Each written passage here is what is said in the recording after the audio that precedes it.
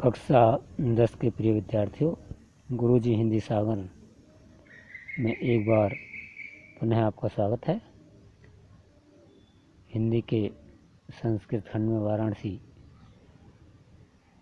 पाठ का अध्ययन कर रहे थे। तो पहले दोनों अनुच्छेद हो चुके हैं, तीसरा अनुच्छेद है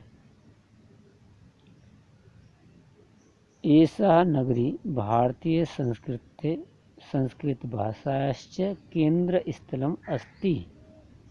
ऐसा माने यह है नगरी भारतीय संस्कृत भाषा से भारतीय संस्कृति और संस्कृत भाषा का केंद्र स्थल है।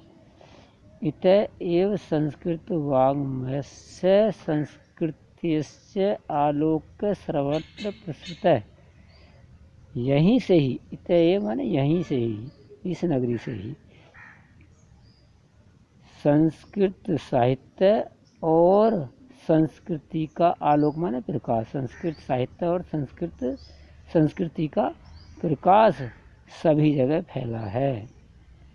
मुगल युवराज दारासिको है अत्रागत्य भारतीय दर्शन शास्त्राणाम अध्ययनम अकरोत्।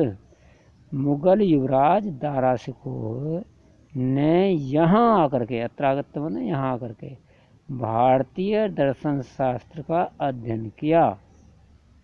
स तेषां ज्ञानेन तथा प्रभाविता अभवत् यत् तेन उपनिषदानाम् अनुवादः फारसी भाषायां कारितः। स माने वह यहाँ के ज्ञान से इतना यानी ऐसा प्रभावित हुआ, तथा ऐसा या इतना प्रभावित हुआ, यत माने कि, तेन माने उसने उपनिषदों का अनुवाद फारसी भाषा में कराया। पूरे को एक बार समझ लेंगे, पूरे अध्यांश को। यह नगरी भारतीय संस्कृति और संस्कृत भाषा का केंद्र स्थल रही है। यहीं से ही संस्कृत साहित्य और संस्कृति का प्रकाश सभी जगह फैला है। मुगल युवराज दारासिको ने यहाँ आकर के भारतीय दर्शन और शास्त्रों का अध्ययन किया। उसने यहाँ के ज्ञान से प्रभावित होकर उपनिषदों का अनुवाद फारसी भाषा में कराया। यम नगरी विविध धर्माणाम संगम स्थली। यह नगरी विभिन्न धर्मों की संगम स्थली भी है, अनेक धर्मों की संगम स्थली है। महात्मा बुद्ध, तीर्थकर पार्श्वनाथ, शंकराचार्य, कबीर, गोस्वामी तुलसीदास अन्य च बहवः महात्मनः अत्रागत्य स्वीयान् विचारान् प्रसारयन्। महात्मा बुद्ध, तीर्थंकर पार्श्वनाथ, शंकराचार्य, कबीर, गोस्वामी तुलसीदास और अन्य बहुत से महात्माओं ने यहाँ आकर अपने विचारों का प्रसार किया। प्रसारण माने फैलाया या प्रसार किया। न केवल दर्शने साहित्य धर्मे अपितु कला क्षेत्रे अपि इयं नगरी विविधा नाम कला नाम शिल्पांश्च कृते लोके विस्तृता। न केवल दर्शन साहित्य धर्म में ही अपितु कला क्षेत्र अपि, कला के क्षेत्र में भी, यम माने यह नगरी विविधा माने तरह तरह के अनेक कला और शिल्पकला के लिए, कार्य के लिए लोके माने संसार में, विस्तृत माने प्रसिद्ध है।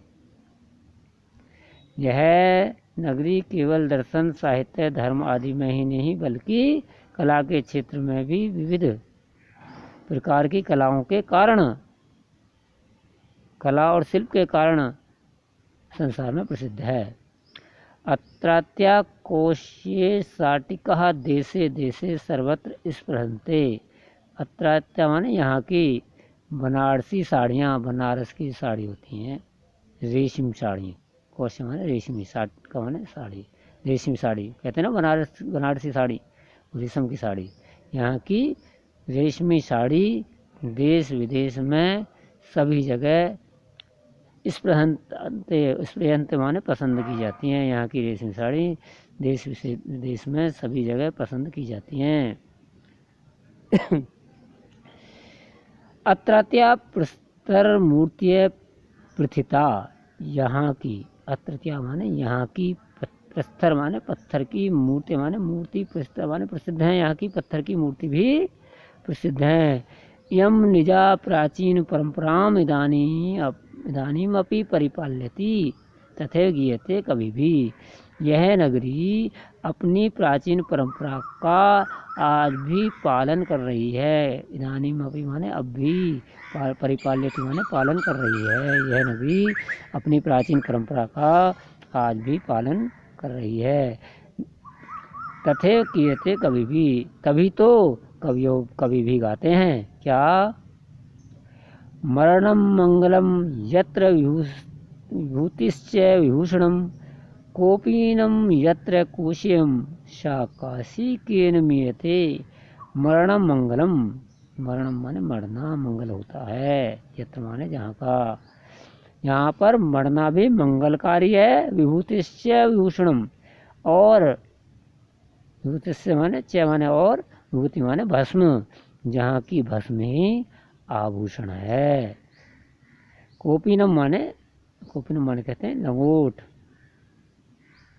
यत्र कोशयम, जहाँ पर लंगोट ही रेशमी वस्त्र है।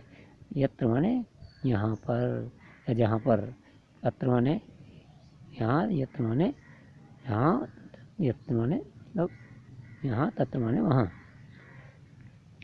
तो जहाँ की लंगोटी ही रेशमी वस्त्र है। सा काशी केन मीयते, तो फिर उस काशी को कौन माप सकता है, अर्थात उसकी तुलना कौन कर सकता है। पूरे श्लोक को समझ लेंगे दोबारा से। मरना जहाँ पर मंगलकारी होता है, जहाँ की भस्म ही आभूषण है, जहाँ पर लंगोट ही रेशमी वस्त्र होता है, और ऐसी काशी जब इतनी बड़ी विशेषता है तो उस काशी की, उस बनारस की तुलना किससे की जा सकती है, अर्थात उसको कोई नहीं माप सकता।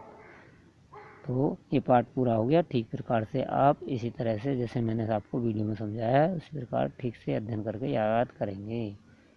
धन्यवाद।